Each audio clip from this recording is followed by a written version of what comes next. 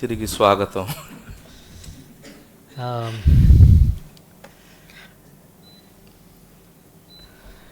Can we summarize in some points what we were talking in the morning? ఇంతకు ముందు చెప్పుకున్నటువంటి సంగతుల్లో మరి ముఖ్యమైనవి మనం జ్ఞాపకం చేసుకుందాం. What did we talk in the earlier session? ఇంతకు ముందు తరగతిలో మనం ఏం చెప్పుకున్నాం? Definition of discipleship. శిష్యత్వం యొక్క నిర్వచనము. Meaning of follow. వెంబడించుట అంటే అర్థము. ఇంకా Someone from the side? సహోదరులు ఇటువైపు. They're all like, don't look at me. You are not following me? మా వైపు చూడొద్దు మీరు అన్నట్టుండారు. మమ్మల్ని వెంబడించట్లేదా మీరు?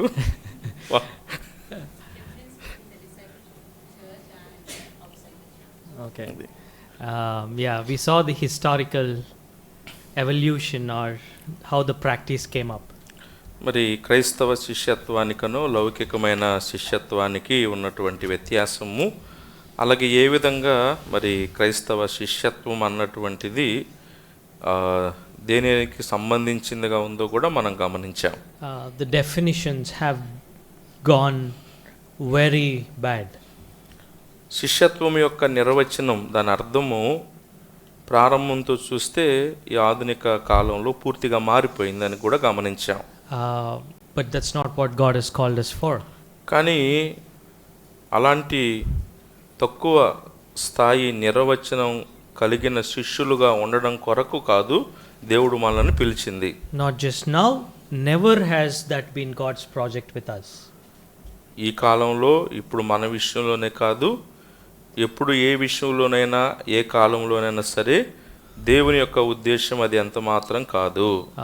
Our goal as disciples is to be completely like the master. శిష్యులుగా మన యజమానుడు గురువు అయిన ప్రభు అయిన యేసుక్రీస్తు వారి వలె అన్ని విషయములలో పరిపూర్ణంగా ఉండుటయే మన యొక్క లక్ష్యం. Not few comfortable aspects. ఆయనలో ఏదో మనకి అనుకూలమైనటువంటి కొన్ని లక్షణాలు మనం కలిగి ఉండడం కాదు. As he is, that we have to be, that's discipleship. ఆయన ఎట్టివాడై ఉన్నాడో మనము కూడా అట్టివారమై ఉండుట, అదే శిష్యత్వము. Okay, in this session we will read two scripture portions. ఈ యొక్క తరగతిలో మరి రెండు లేఖన భాగాలు మనం చదువుకుందాము. And move forward in our understanding. మన యొక్క ధ్యానంలో ముందుకు సాగుతాము. Again Matthew 28, 19 and 20. మరొకసారి మత్తయి సువార్త 28వ అధ్యాయము 19-20 వచనాలు మనం చదువుకుందాము. Could someone help reading it aloud in Telugu? తెలుగులో ఒకరు మరి బిగ్గరగా చదవండి. కాబట్టి మీరు వెళ్ళి సమస్త జనులను శిష్యులుగా చేయుడి, తండ్రి యొక్కయు కుమారుని యొక్కయు పరిశుద్ధాత్మ యొక్కయు నామములోనికి వారికి బాప్తిస్మం ఇచ్చుచు, నేను మీకు ఏ సంగతులను ఆజ్ఞాపించితినో వాటన్నిటినీ గైకొనవలెనని వారికి బోధించుడి. ఇదిగో నేను యుగ సమాప్తి వరకు సదాకాలం మీతో కూడా ఉన్నానని వారితో చెప్పాను. Thank you, Anna. Also we'll read Luke chapter 9. లూకాసు వార్త 9వ అధ్యాయంలో కూడా చదువుకుందాము.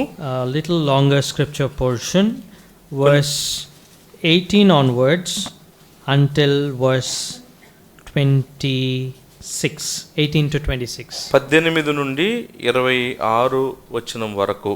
Luke 9, 18 to 26. లూకాసు వార్త 9వ అధ్యాయము 18 నుంచి 26 వచనం వరకు. ఒకప్పుడు ఆయన ఒంటరిగా ప్రార్థన చేయుచుండగా ఆయన శిష్యులు ఆయన యొద్ద ఉండిరి.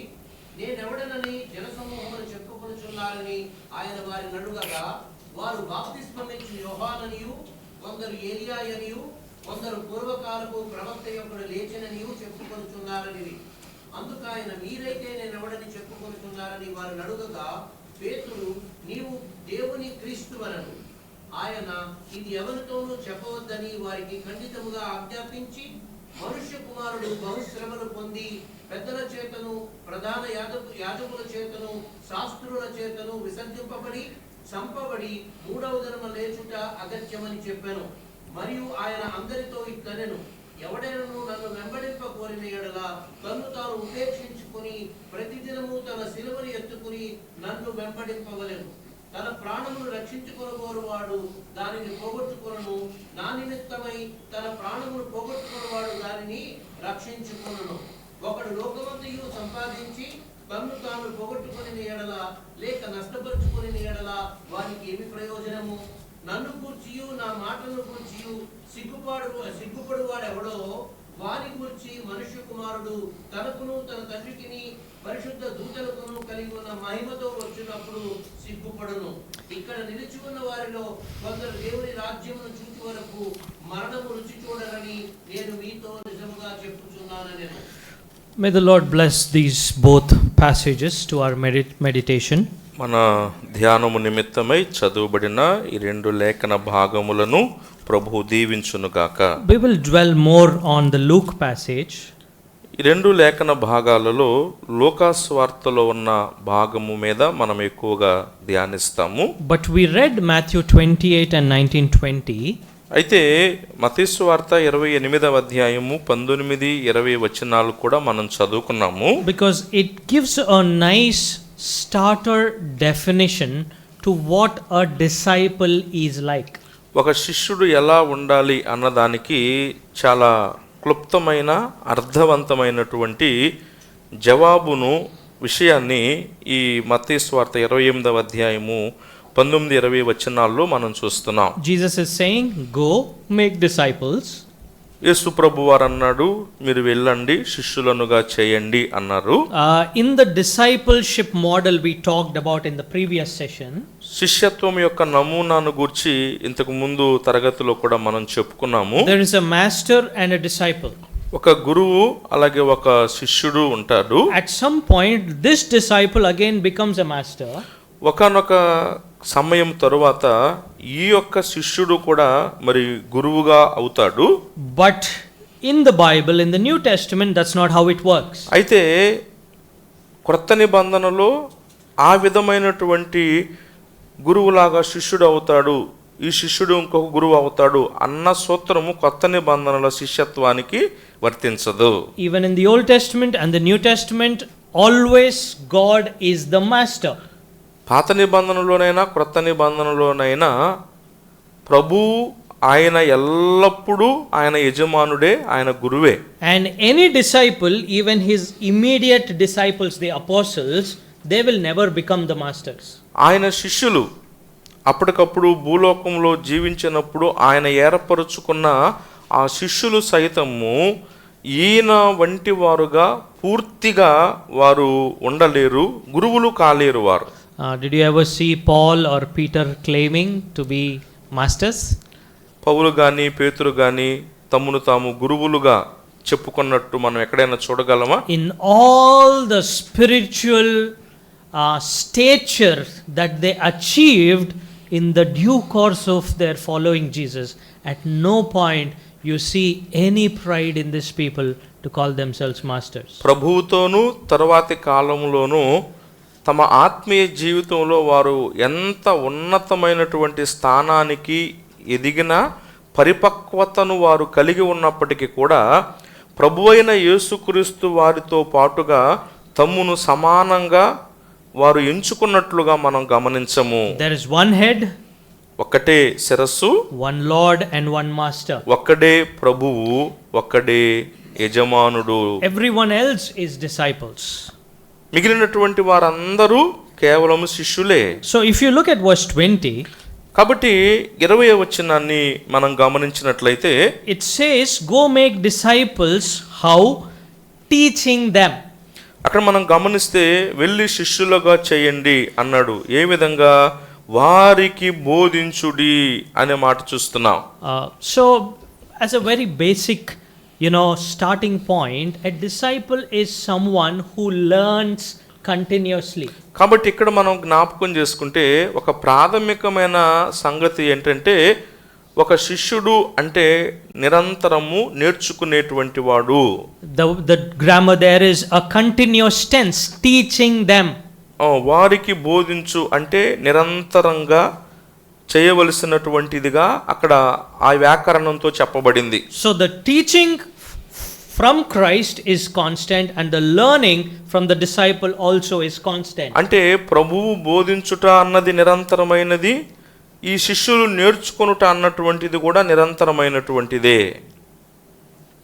How many of us come to that point where we are like, okay, now I am a ready guy? ఇప్పుడంతా నేను నేర్చేసుకున్నాను అన్న స్థాయికి మనం ఎప్పుడు రాగలము? You don't see people like that here అలాంటి వారు ఇక్కడ ఎవరు లేరా? in Vijayawada, not here. విజయవాడలో అలాంటి వారిని మనం చూడటం లేదా? How sad that we think we are done in the school of Christ and today we are something. We see many people like that.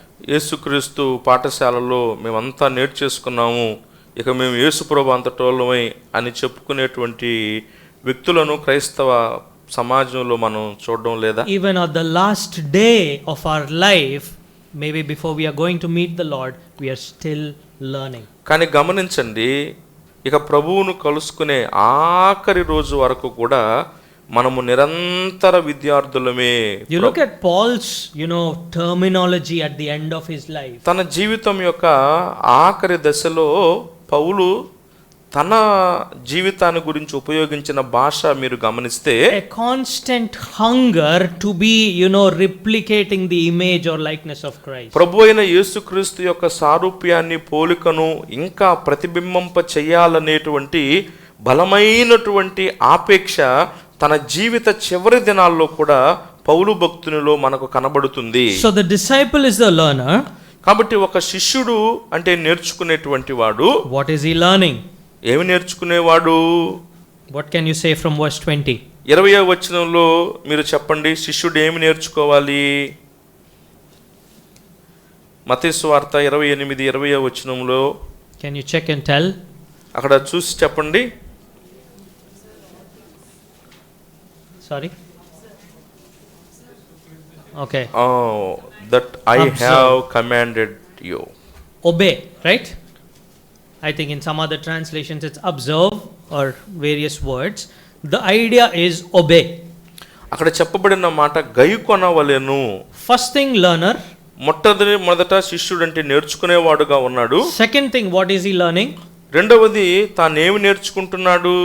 Obedience. అక్కడ గైకొనడం లేక విధేయతను నేర్చుకుంటున్నాడు. Today morning, if we ask ourselves, what did I learn in obeying this master? What would our answer be? ఈ ఉదయకాలము మరి ఈ ప్రభువుకు విధేయత చూపించడం ద్వారా నేనేమి నేర్చుకున్నాను అని మనం ప్రశ్నించుకుంటే మన జవాబు ఏమై ఉంది? What would it be? ఏమై ఉంటుందా జవాబు? No, I'm talking about your quiet time. నేను మాట్లాడుతుంది ఉదయకాలం మీరు ఏకాంత సమయం దేవునితో గడిపినప్పుడు ఏమి నేర్చుకున్నారు? ఈ ఉదయకాలం ఏది గైకొనాలని? Any obedience did you learn? ఏదైనా విధేయత చూపించాల్సిన సంగతి ఈ ఉదయకాల ఏకాంత సమయంలో మీరు గ్రహించగలిగారా? Are we following Jesus? మనము యేసు ప్రభువుని వెంబడిస్తూ ఉన్నామా? So a disciple learns, and what does he learn? He learns obedience. కాబట్టి ఒక శిష్యుడు నేర్చుకునేవాడు ఏమి నేర్చుకున్నాడు అంటే విధేయత లేక గైకొనుట అన్నటువంటిది నేర్చుకునేవాడు. Now obey what? వేటిని గైకొనాలి? వేటికి విధేయత చూపించాలి? Everything I have commanded you. మీకు ఆజ్ఞాపించిన వాటి అన్నిటినీ. My goodness. ఎంత పెద్ద సంగతో చూడండి. Everything that I have prescribed or commanded. నేను మీకు ఏ సంగతులు చెప్పాను అంటున్నాడా లేక ఆజ్ఞాపించాను అంటున్నాడా? ఆజ్ఞాపించితినో. Oh my God. If you take the whole teaching of Christ, ప్రభు అయిన యేసుక్రీస్తు వారి యొక్క బోధనలను మొత్తంగా మనం చూస్తే, whatever he talked while he was on the earth, ఈ భూమి మీద ఆయన జీవించి ఉన్నప్పుడు ఆయన బోధించినదంతా కూడా where is it written? ఎక్కడ రాయబడింది? Gospels. సువార్తలలో రాయబడింది. But when Jesus was actually saying these words, it is not yet written. అయితే నేను మీకు ఆజ్ఞాపించిన వాటిని గైకొనాలని ఇక్కడ ప్రభు చెప్తున్న సమయంలో ఇంకా అప్పటికి సువార్తలు రాయబడలేదు. So basically what Jesus would be referring to his immediate audience is, whatever you heard me speak and whatever you saw me live. కాబట్టి ఇక్కడ ఏ ఏ సంగతులు అంటే, నేను మీకు ఏమేమి నేను బోధించానో అవి, నేను ఎలాగు జీవించానో అవి. We should not miss that part of the life of Jesus in that verse. కాబట్టి ఆ వచనములో ప్రభువైన యేసుక్రీస్తు వారి యొక్క జీవితం ఉందే, ఆయన నడవడిక, దాన్ని మనం అక్కడ మిస్ A చేసుకోకూడదు. master never ever separates his teaching from his life, even in secular discipleship, and so much more in the case of Jesus. ఒక ఇటు లౌకిక ప్రపంచంలో మనం గమనిస్తే, ఒక గురువు తన యొక్క బోధకు అనుసరించే జీవించుకుంటాడు. దానికంటే మించి మన యజమానుడు, మన ప్రభువు కూడా తాను బోధించిన దానిని ప్రకారముగా జీవించిన వాడుగా కూడా ఉన్నాడు. దీన్ని మనము మరి విడిచిపెట్టకూడదు. So Jesus is basically saying, what you saw me live and what you heard me say, all of that, everything, go and teach them to obey, and that is Jesus' definition of disciple from Matthew 28. కాబట్టి మత్తయి సువార్త 28వ అధ్యాయం ప్రకారంగా శిష్యత్వాన్ని గురించి ప్రభు ఏం చెప్తున్నాడంటే, నేను మీకు ఏమి బోధించానో అవి, మీరు నా జీవితంలో వేటిని గమనించారో, నేను ఎలాగూ జీవించానో వాటిని మీరు బోధించండి, ఆజ్ఞాపించండి. It's very important to replicate the life of Jesus for a disciple. యేసు ప్రభు వారి యొక్క జీవితాన్ని ప్రతిబింబింప చేయడం, ఆయన జీవితాన్ని చూపించడం అన్నటువంటిది నిజమైనటువంటి శిష్యునిగా ఇది తప్పనిసరి కర్తవ్యము. The God of the Old Testament, పాత నిబంధన ఆ దేవుడు, who spoke, and from his speech we have to know his nature. ఆయన మాటలు, సెలవిచ్చిన మాటల ద్వారా ఆ దేవుని యొక్క స్వభావాన్ని మనం And గమనించగలుగుతున్నాము. through his various actions he will show his nature. అనేకమైనటువంటి క్రియల ద్వారా ఆ పాత నిబంధన కాలంలో ఆ దేవుడు తన స్వభావాన్ని వెల్లడి చేసిన వాడుగా మనం చూస్తాము. Through his loyalty to Israel in spite of great sin, he shows his nature. గొప్ప పాపము బలహీనతలో ఉన్నప్పటికీ కూడా ఇశ్రాయేలు ప్రజల పట్ల ఆయన చూపించినటువంటి తన గొప్పదగు స్వభావాన్ని కూడా మనం చూస్తాము. But that very God came down in flesh and is walking the earth. That is Jesus. కానీ మనం గమనించినట్లయితే శరీరధారి అయినటువంటి ఆ అదృశ్య దేవుడు ఈ భూమి మీదకి దిగి వచ్చి జీవించాడు. ఆయనే ప్రభు అయిన యేసుక్రీస్తు. Yes, so if you are curious, how would God live a human life? That's what Jesus came to show. మీరు గమనించండి, దేవుడు భూమి మీద ఆయన ఎలాగూ మానవుడుగా జీవిస్తాడో దాన్ని ప్రభు అయిన యేసుక్రీస్తు వారు భూమి మీదకి దిగి వచ్చి తన జీవితం ద్వారా ఆయన చూపించాడు. Like if you ever got into a flight, మనం ఒక విమానం ఎక్కామనుకోండి, ఫ్లైట్ లోకి, you look at the earth and every that big space out there. అక్కడ పెద్ద విశాలమైన ఆకాశము అంతా కూడా మనకు కనబడుతుంది. You go mad, like how can someone make this big things? ఇంత పెద్ద పెద్ద సంగతులు, ఇంత పెద్ద విమానం, ఎన్ని ఆకాశము, ఎన్ని అసలు ఎవరు చేశారని ఆశ్చర్యం కలుగుతుంది. If the creator of all that can become a man, and if he can live a human life, what would it be like? That the answer is Jesus came to show that. మీరు గమనించండి, ఆయన కలుగు చేసిన ఆకాశాన్ని చూస్తేనే అమ్మో అనుకుంటే, అంతటి అర్థము కానటువంటి భూమి ఆకాశముల సృష్టిని కలుగు చేసినటువంటి దేవుడే శరీరధారిగా భూమి మీద యేసుక్రీస్తు నామమున దిగివచ్చుట ద్వారా భూమి మీద దేవుడుగా ఉన్నటువంటి ఆయన తన జీవితాన్ని నడిచి చూపించాడు. Lot of times we reduce the time of Jesus on earth as only spent for teaching things. మనము ఎక్కువ పర్యాయాలు ప్రభు అయిన యేసుక్రీస్తు వారి యొక్క భూలోక పరిచర్య అనగానే ఆయన బోధించినటువంటి బోధనలకు మాత్రమే పరిమితం చేసుకుంటుంటాం. And sometimes, we think, okay, he came to preach and then he came to die and rise again. ఆయన బోధించడానికి వచ్చాడు, తర్వాత చనిపోయి తిరిగి లేవడానికి వచ్చాడు అని మనం భావిస్తాం. The unavoidable, the thing you cannot miss is the life that Jesus lived. That should be our focus and we should not miss that. It's very important. మనము విడిచిపెట్టకూడనటువంటి ముఖ్యమైనటువంటి సంగతి ప్రభువైన యేసుక్రీస్తు వారు శరీరధారిగా భూమి మీద ఆయన జీవించినటువంటి జీవిత విధానాన్ని మనము నిర్లక్ష్య పెట్టకూడదు. He came to give the perfect definition or model of life. మానవుని యొక్క ఒక పరిపూర్ణమైన మానవ జీవితం అన్నటువంటిది ఏ విధంగా ఉండాలి అన్నటువంటి దాన్ని దేవుడైన ఆయనే మానవుడుగా భూమి మీదకి దిగి వచ్చి తన జీవితం ద్వారా చూపించాడు. How beautiful and how kind and gracious of this Almighty God to stoop down and show how to live life for us.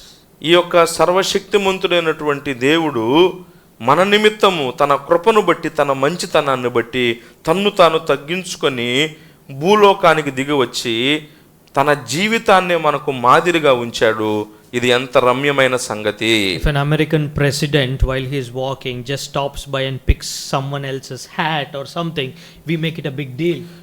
మనం గమనిస్తే అమెరికా అధ్యక్షుడే ఉన్నారు, ఆయన నడుస్తూ పక్కన ఎవరి చేతినైనా పట్టుకొని, ఒకవేళ మన చేతిని పట్టుకుంటే మనం ఏం చేస్తాం, దాన్ని ఒక పెద్ద సంగతిగా భావిస్తాం, right? ప్రచురిస్తాం. There are times when Obama used to open an umbrella and give it to the security sometime. కొన్నిసార్లు ఒబామా మరి అంబ్రెల్లా గొడుగు ఓపెన్ చేసి మరి సెక్యూరిటీకి ఇవ్వడం మనం చూస్తాం. If a human in a certain rank doing that thing is a big deal, the Almighty to come down in flesh to live your and my kind of life, how beautiful and how great a model it is. ఒక ఉన్నత స్థానంలో ఉన్న గొప్ప వ్యక్తి ఆ విధంగా పక్కనున్న వ్యక్తి చేయి పట్టుకోవడము, పక్కన ఉన్నటువంటి భద్రతా అధికారికి గొడుగు పెట్టడము గొప్ప సంగతే.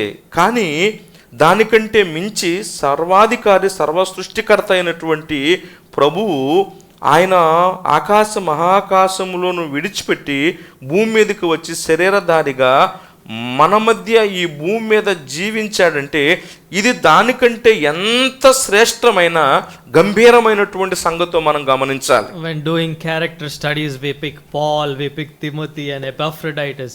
Who picks a character study of Jesus? Nobody picks it. పౌలు, తిమోతి, ఎపఫ్రొదితు ఇలాంటి వ్యక్తుల జీవితాల ధ్యానాలు చేస్తూ ఉంటారు. కానీ మరి ప్రభు అయిన యేసుక్రీస్తు జీవితాన్ని ధ్యానించేటువంటి వారుగా ఎవరు ఉన్నారు చెప్పండి? Beloved, we are called to look at the earthly life of Jesus, that is God simplifying life for us. మన నిమిత్తము దేవుడుగా భూమి మీద జీవించిన మన ప్రభు అయిన యేసుక్రీస్తు వారి యొక్క జీవితాన్ని మనం గమనించాలి, ఆయన నడకను మనం గ్రహించాలి. ఇది చాలా ముఖ్యమైన సంగతి. So a disciple is one who is learning obedience to everything that Christ commanded and lived like. కాబట్టి ఒక శిష్యుడు అంటే విధేయత చూపించేవాడు, గైకొనేవాడు. వేటికంటే యేసుక్రీస్తు ప్రభువారు వేటిని బోధించాడో వాటన్నిటికీ, యేసుక్రీస్తు ప్రభువారు ఎలాగూ భూమి మీద జీవించాడో దానికి సంపూర్ణ విధేయత చూపించేవాడు, గైకొనేవాడే శిష్యుడు. So can we say that this is the mission of Christ for the church? సంఘము కొరకైనటువంటి క్రీస్తు ప్రభువారి యొక్క పరిచర్య ఇది అని మనం చెప్పొచ్చా? Means that is the goal that Christ has for the church. సంఘము కొరకు క్రీస్తు ప్రభు అప్పగించిన పరిచర్యగా దీన్ని మనం చెప్పొచ్చా? Can we say that? చెప్పొచ్చా? Yes or no? Yes. To be like Christ. Okay. Now the next question. తర్వాత ప్రశ్న, Is the church like Christ? క్రీస్తును పోలినటువంటి సంఘము? Is it like Christ? Is it living the whole commandment body of Christ's teaching? క్రీస్తు ప్రభు యొక్క బోధలన్నిటి ప్రకారముగా క్రీస్తును పోలినటువంటి సంఘముగా ఉంటున్నాయా? So the question is, according to this definition, can you and me call ourselves disciples? ఈ యొక్క వచనం ప్రకారంగా చెప్పండి, మరి మీరు నేను మనము మనలను శిష్యులుగా పిలుచుకోవచ్చా?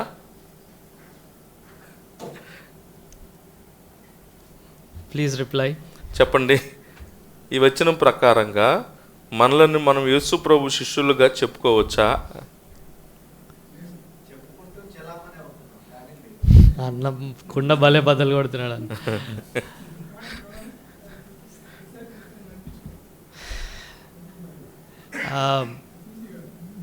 Then what is the solution? That's the whole point of these 4 sessions, right? మరి ఈ ప్రకారంగా మనం శిష్యులుగా చెప్పబడడానికి తగిన వారం కాదు. అలాగైతే దీనికి పరిష్కారం ఏంటి? Like Paul would be confident and say, I'm trying. Can we say that? మనము క్రీస్తు వలె నేను ఉండడానికి ప్రయాసపడుతున్నాను, సాగిపోతున్నాను అని పౌలు చెప్పినట్లుగా మనం చెప్పగలమా? Brother, I don't think I fit there, but I am really trying.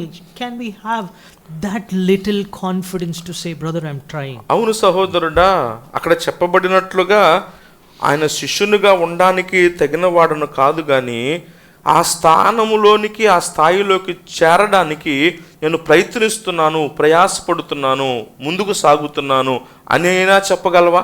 Where is there that constant, consistent effort, that testimony in your, conscience? క్రమబద్ధమైన నిరంతరమైన ఆ క్రీస్తు ప్రభు యొక్క శిష్యులుగా ఉండాలన్నటువంటి ప్రయత్నము నిరంతరము నువ్వు కలిగి ఉంటున్నావా?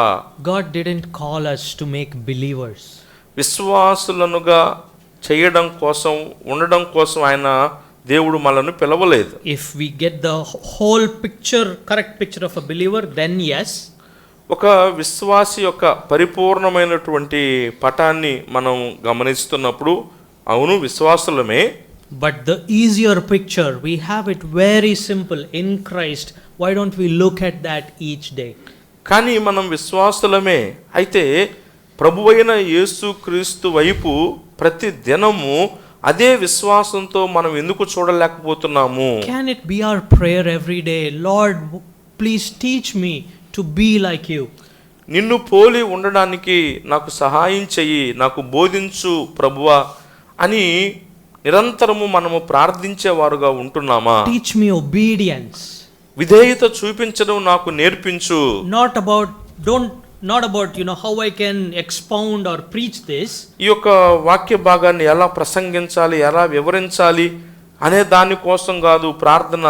Or how can I tell great worship thoughts? లేదంటే గొప్పగా ఆరాధన తలంపులు ఎలా పంచుకోవాలి అనే దాని కొరకు కాదు. Or how grandly I can tell the gospel and all of that. లేదంటే ఎంత ఘనంగా నేను సువార్త చెప్పగలగాలి అనేది కాదు. The first prayer every disciple should have is, Lord, teach me to obey. శిష్యత్వంలో ఎదగాలని, శిష్యునిగా ఉండాలనుకునే ప్రతి వ్యక్తి యొక్క నిజమైనటువంటి అనుదిన ప్రార్థన, ప్రభువా నేను నీవు ఆజ్ఞాపించినవి నీ జీవితము అనుసరించి జీవించి గైకొనడానికి సహాయం చెయ్యి. Not one thing, not two thing, not three thing, everything which you have commanded me, Lord, teach me to obey. 1, 2, 3 సంగతులు కాదు, నీవు నాకు ఆజ్ఞాపించిన సమస్తమునకు నేను విధేయత చూపించడానికి నాకు సహాయం చెయ్యి. A disciple is a total package. కాబట్టి శిష్యత్వం అన్నటువంటిది అది ఒక పరిపూర్ణమైన నమూనాగా ఉంది అని గమనించాలి. Lot of times these days there is so much competition for this thing. కానీ ఈ రోజుల్లో చాలా సమయాల్లో మనం గమనిస్తే ప్రసంగ వేదికల కోసం ఎంతో పోరాటాలు మనం చూస్తున్నాం. It really discourages me. కానీ అది నాకైతే అది నిరుత్సాహాన్నే కలిగిస్తుంది. I feel like I don't want this pulpit because people are fighting so much for that. ఈ యొక్క ప్రసంగ వేదిక కోసం పోరాడుకుంటున్నారు, అసలు అది నాకు వద్దనే వద్దు అనుకుంటూ ఉంటాను. Teach me to obey, Lord. ప్రభువా నీకు విధేయత చూపించడం నాకు నేర్పించు. It's Christ's life that attracts us more than his preaching. ఆయన బోధనల కన్నా కూడా ఆయన జీవితం అనేటువంటిది మనలను ఎక్కువగా ఆకర్షించేటువంటిదిగా ఉండగలగాలి. Be slow to preach and be quick to learn to obey. బోధించుటకు నిదానించేవారుగా ఉండాలి, వినుటకు నేర్చుకోవడానికి వేగిరపడేటువంటి వారంగా మనం ఉండాలి. Now come to Luke chapter 9. ఇప్పుడు లూకాసు వార్త 9వ అధ్యాయంలోనికి రండి. This is one of the classic verses on discipleship. శిష్యత్వం మీద చాలా శ్రేష్టమైనటువంటి లేఖన భాగాల్లో ఇది కూడా ఒకటి. Verses 23 and 24 are beautiful and a lot of people might know these verses by heart. 23, 24 వచనాలైతే ఇంకా చాలా పరిచయమైన వచనాలు. బహుశా మీలో అనేక మందికి కంఠస్థంగా కూడా ఆ వచనాలు వచ్చి ఉండవచ్చు. But before that comes verses 18 to verse 22. అయితే 23 కంటే పైన ఉన్న వాక్య భాగం ఉంది. 18 నుండి 22 వచనాలు మనం చూస్తే, in verse 18, you know, the we'll try to build the context to verse 23 and 24. మనము 23, 24 వచనాల సందర్భం ఏంటో దాన్ని మనం ముందు గమనిద్దాం. So in verse 18 you see Jesus praying. 18వ వచనంలో యేసు ప్రభు వారు ప్రార్థన చేస్తుండడాన్ని మనం చూస్తాం. Again disclaimer, I don't know what it means. మరొకసారి చెప్తున్నాను, డిస్క్లైమర్, ఈ యొక్క ప్రార్థన ఏంటో నాకు తెలియదు. There are so many theological questions around that. Why did God pray? దేవుడు కదా యేసు ప్రభు వారు, ఆయన ఎందుకు ప్రార్థన చేసేవాల్సి వచ్చింది అని ఎన్నో మరి వేదాంత ప్రశ్నలు వస్తూ ఉన్నాయి. But how beautiful the second person in the triune Godhead, you know, retreats himself to a place and is spending time in prayer. మీరు గమనించినట్లయితే దైవత్వములో రెండవ వ్యక్తిగా ఉన్న మన ప్రభువైన యేసుక్రీస్తు వారు శరీరధారిగా ఆయన జన సమూహములలో నుంచి వేరుగా వెళ్ళి ప్రార్థన చేయడం అన్నటువంటిది ఎంత రమ్యమైన సంగతో మనం గ్రహించాలి. We will later in the afternoon talk a little about prayer. మధ్యాహ్న కాల సమయంలో కొంత ప్రార్థనను గురించి మనం గమనిద్దాము. Now his disciples come to him. ఆయన ప్రార్థన చేస్తున్నారు. అప్పుడు ఆయన శిష్యులు ఆయన యొద్దకు వచ్చారు. Who do the crowd say that I am? నేనెవడనని జన సమూహములు చెప్పుకొనుచున్నారు. You know, Jesus' way of, you know, revealing things or starting a conversation is always a question. మనం గమనించినట్లయితే ప్రభు యొక్క విధానం ఏదైనా ఒక సంగతి చెప్పాలన్నా, అలాగే ఏదైనా ఒక సంగతిని బోధించాలన్నా కూడా ఆయన ప్రశ్నతోనే ఆరంభించేటువంటి వాడుగా ఉంటాడు. And sometimes in the question itself is the answer. కొన్ని సమయాల్లో ప్రభు అడిగిన ప్రశ్నల్లోనే జవాబు కూడా ఉంటుంది. So the reply comes from the disciples. నేను ఎవడనని జనసమూహములు చెప్పుకొనుచున్నారని ప్రభు అడిగిన దానికి శిష్యులు జవాబిస్తున్నారు. Like they did the survey. వారు ఒక అవలోకనం చేశారు. John the Baptist, బాప్తిస్మమిచ్చు యోహాను అంటున్నారయ్యా, another Elijah, ఏలియా అంటున్నారయ్యా, and one of the prophets of long ago. పూర్వకాలపు ప్రవక్తలలో ఒకడని మరి కొంతమంది అంటున్నారయ్యా. Now, why did these people give these names? ఎందుకు ఈ శిష్యులైనటువంటి వారు ఇలా అనుకుంటున్నారని ఈ జవాబు ఎందుకు ఇచ్చారు శిష్యులు? Could there be any reason? ఏమైనా కారణం ఉందా దానికి? If you observe chapter 1 to 8, మొదటి 8 అధ్యాయాలు గాని మనం గమనించినట్లయితే, you look at all the actions of Jesus. ప్రభువైన యేసుక్రీస్తు వారి యొక్క కార్యాలన్నీ మనం గమనిస్తే, he is doing a lot of miracles and wonders.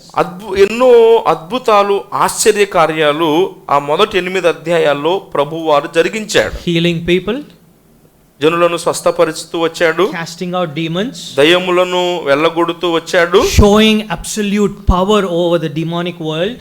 దయ్యము యొక్క చీకటి సామ్రాజ్యం మీద తన గొప్ప శక్తిని ఆయన చూపిస్తూ వచ్చాడు. So obviously the people, they fitted Jesus into one of these three categories. అందుచేత ఈ అద్భుతాలు, ఆశ్చర్యాలు చూసిన ప్రజలు ఇక్కడ చెప్పబడినటువంటి 3 తరగతులకు చెందిన వ్యక్తుల్లో ఎవరో ఒకరు ఈయన అయి ఉంటాడు అని వారు నిశ్చయపరుచుకున్నారు. But look at the skillful Jesus. Okay, forget about the people.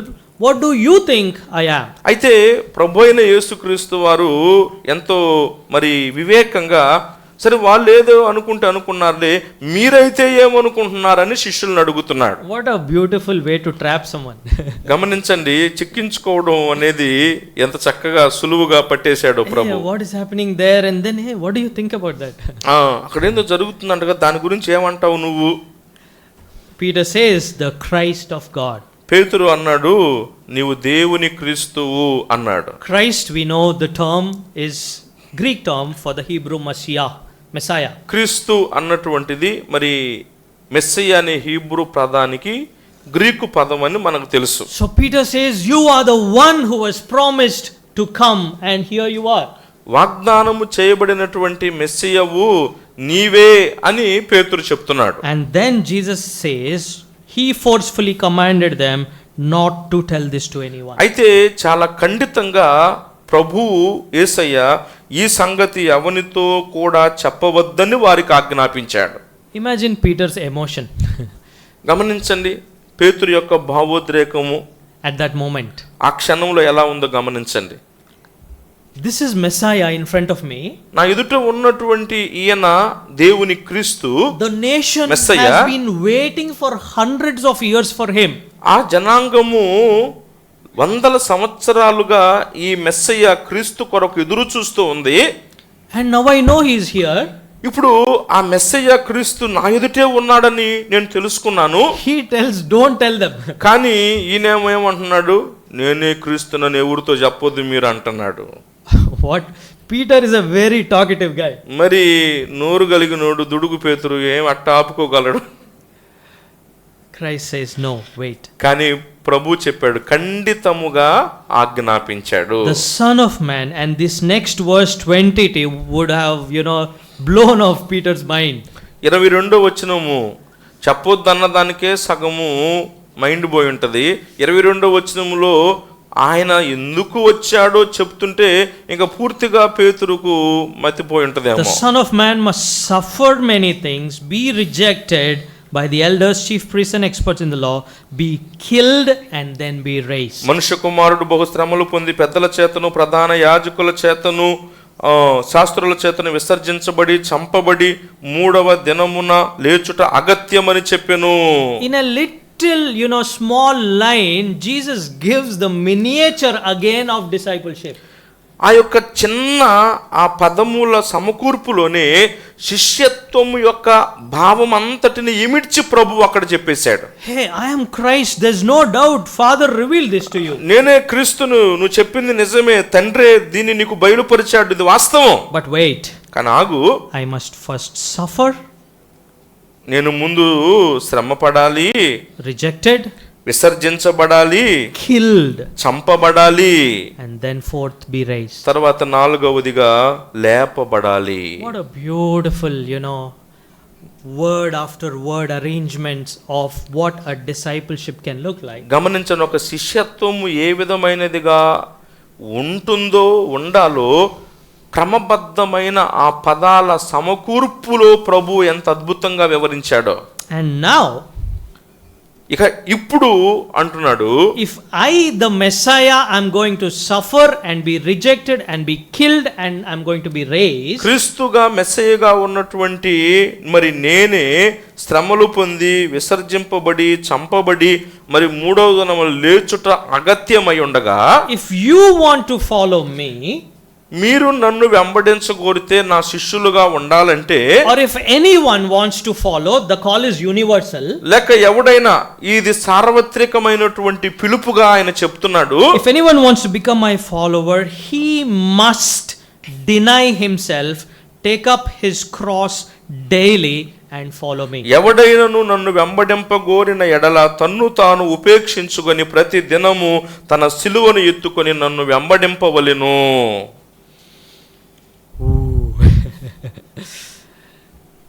మామూలు సంగతి కాదుగా.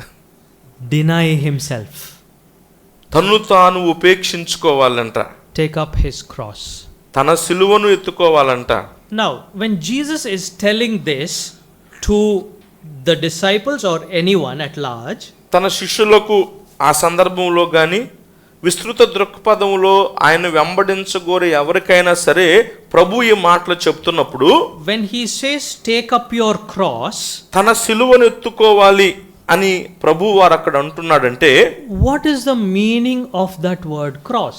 సిలువ అనే ఆ పదానికి ఆ సందర్భంలో అర్థం ఏమిటి?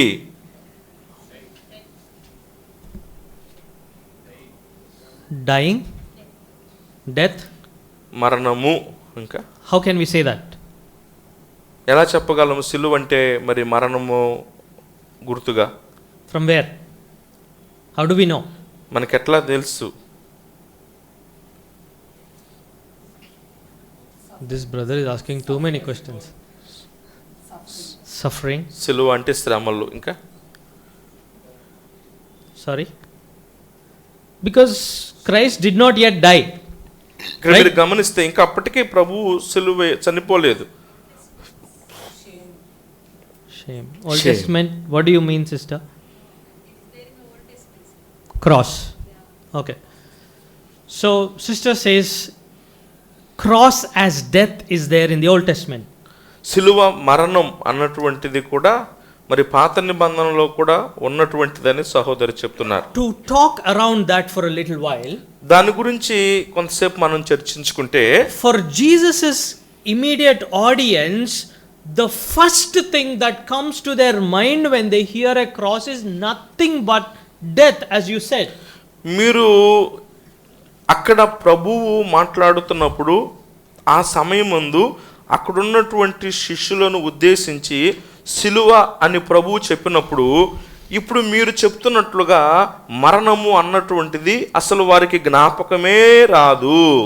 No, that's what they get in their mind.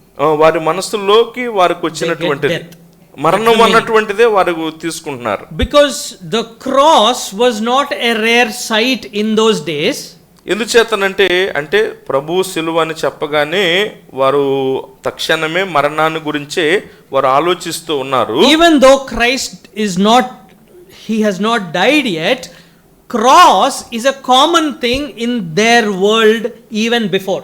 ప్రభు అయిన యేసుక్రీస్తు వారు ఇంకా చనిపోకపోయినప్పటికీ కూడాను సిలువ అన్నటువంటిది ఆనాటి ఆ ప్రపంచంలో వారికి సాధారణమైనటువంటిదిగా ఉంది. In the Roman times, రోమీయుల కాలంలో the Romans, they were ruling a vast empire. రోమీయులు చాలా ఎక్కువ భూభాగాన్ని రాజ్యాన్ని పరిపాలించేవారుగా ఉన్నారు. I don't know if we can compare it to the US or China today, but Rome was, ruling a good part of the world. US చైనాతో మనం పోల్చొచ్చో లేదు కానీ అయితే ప్రపంచంలో ఎక్కువ భాగాన్ని ఆ కాలంలో రోమీయులు పరిపాలిస్తున్నటువంటి వారుగా ఉన్నారు. They had a good hierarchical structure. వారికి చాలా మరి ఉన్నతమైనటువంటి ఆ నమూనాలు అన్నటువంటివి గొప్ప సామ్రాజ్యం ఉంది. They used to collect taxes. That is the main point of ruling any place.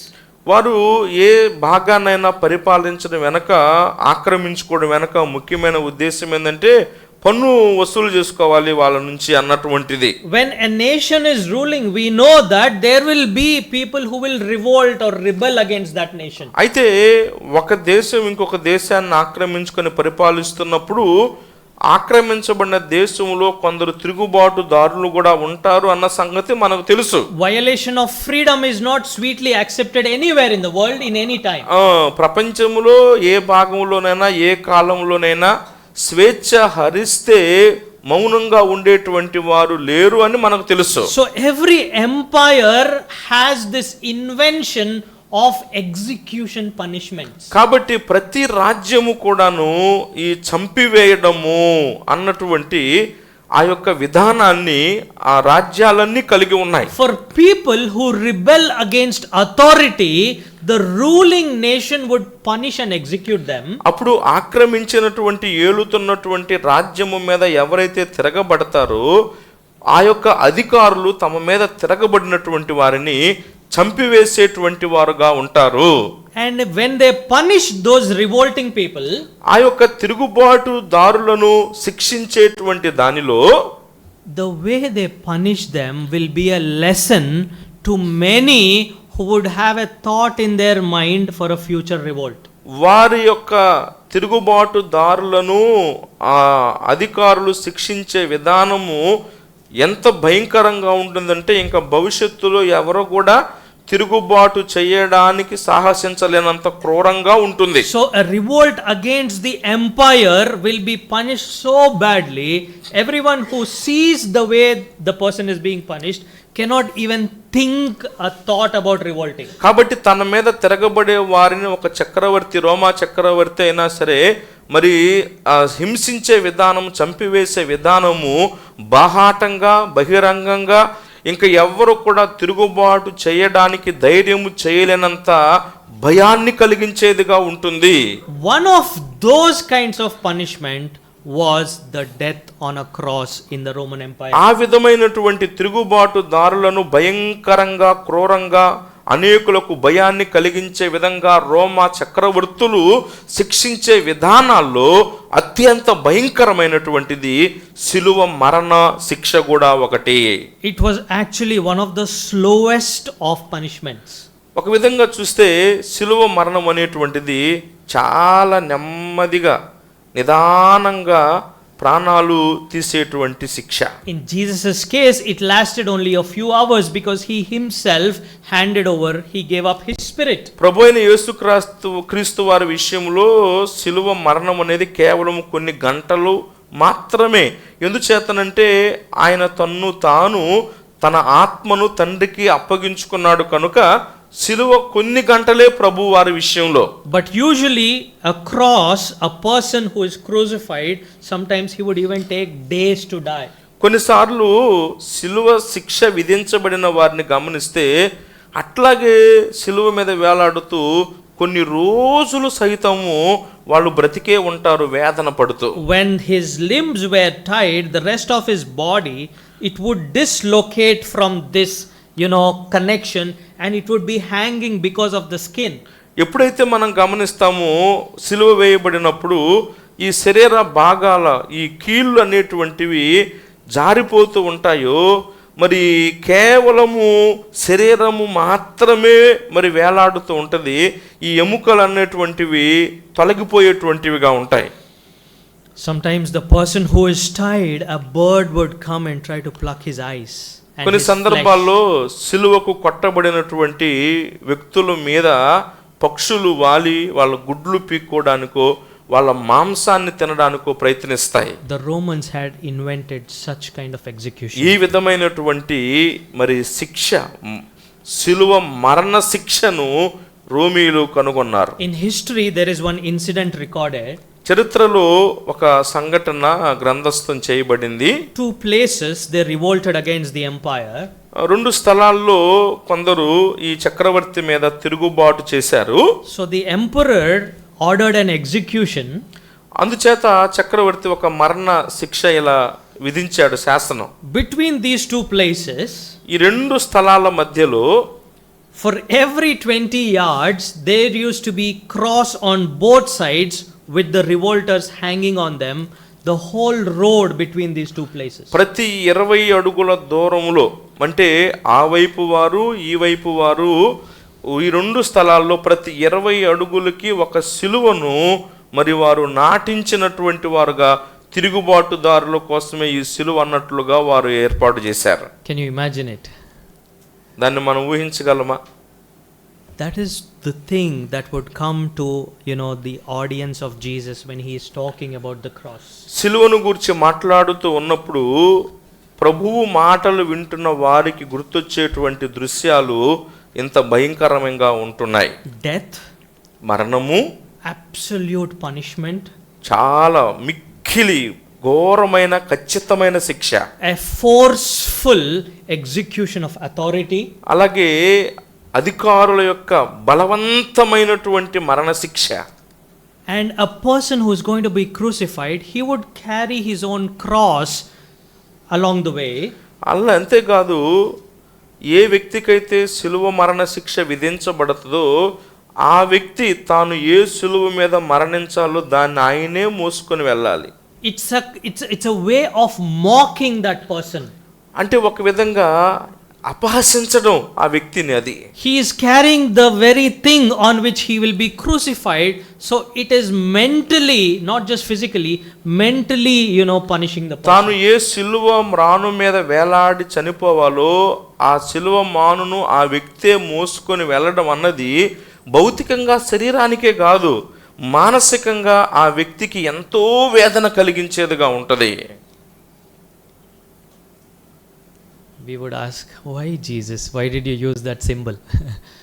మనం ఇప్పుడు అడుగుతాం, ప్రభువా శిష్యత్వానికి సిలువ అనేది నువ్వు ఎందుకు ఉపయోగించేవయ్యా అంటాం. If that is so intense, మరి అది అంత తీవ్రమైంది అయితే, why? అంత తీవ్రమైంది భయంకరమైంది ఎందుకు ప్రభువా? Actually, Jesus will later change the very meaning of that term. అయితే తరువాత ప్రభువు ఆ సిలువ అన్నటువంటి పదము యొక్క అర్థాన్ని ఆయన మార్చివేశాడు పూర్తిగా. In 20 years, the meaning of the cross will completely change. It will be the meaning which you and I think today. 20 సంవత్సరాల లోపే ఈరోజు నీవు నేను సిలువ అంటే ఏ అర్థాన్ని భావిస్తున్నామో ఆ విధంగా ప్రభువు ఆ సిలువ అర్థాన్ని అప్పుడే మార్చివేశాడు. What that is, we'll look in the next section.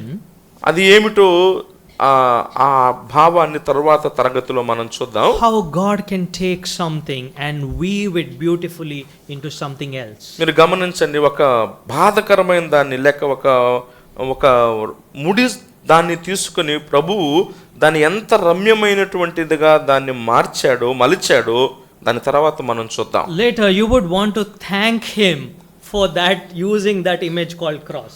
ఇప్పుడు బాధపడిన మీరే సిలువ అన్న అలంకార ఉపయోగించినందుకు ప్రభువుకు హృదయపూర్వకంగా మీరు కృతజ్ఞత చెల్లిస్తారు తర్వాత మీరు వింటే. Because it speaks volumes and volumes, and you'll get goosebumps when you understand how God transformed its meaning. ఎందుచేతనంటే సిలువ అన్న దాని యొక్క అర్థాన్ని ప్రభువు ఏ విధంగా తరువాత మార్చివేశాడో మీరు గమనిస్తే లెక్కలేనన్ని స్తుతులు స్తోత్రాలు మీరు ప్రభువుకి చెల్లించుకుంటారు. But the meaning called death does not change. కానీ సిలువ అంటే మరణము అన్నటువంటి అర్థం మాత్రం మారలేదు. But he will join resurrection to that, like we saw in the previous verses.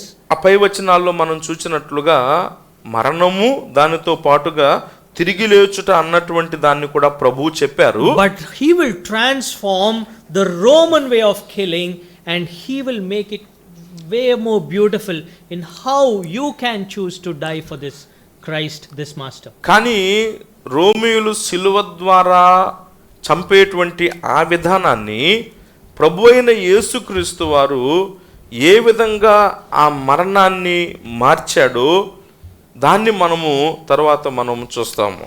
So I hope these meditations are speaking to all of us. ఈ యొక్క ధ్యానాలు మరి మన అందరి హృదయాలతో మాట్లాడుతూ ఉన్నాయి అని భావిస్తున్నాము. I'm sure we have prayed for that, and I trust in the work of the Spirit to do what he will in our hearts today. నేటి ఈ దినాన మరి పరిశుద్ధాత్మ దేవుడు మన హృదయాల్లో ఏ కార్యాలు చేయను ఉద్దేశించాడో తన వాక్యం ద్వారా ఆ కార్యాలు ఆయన ఉద్దేశిస్తున్నాడు, జరిగిస్తున్నాడని నేను భావిస్తున్నాను. Let's come back to answer the question which we have in suspense. మనము ఏదైతే జవాబు చెప్పుకోకుండా మర్మంగా ఉన్నామో ఆ ప్రశ్నకు మనం వద్దాం. His name be glorified. తర్వాత తరగతిలో మరి ఆయన నామమే మహిమపరచబడును గాక. Amen.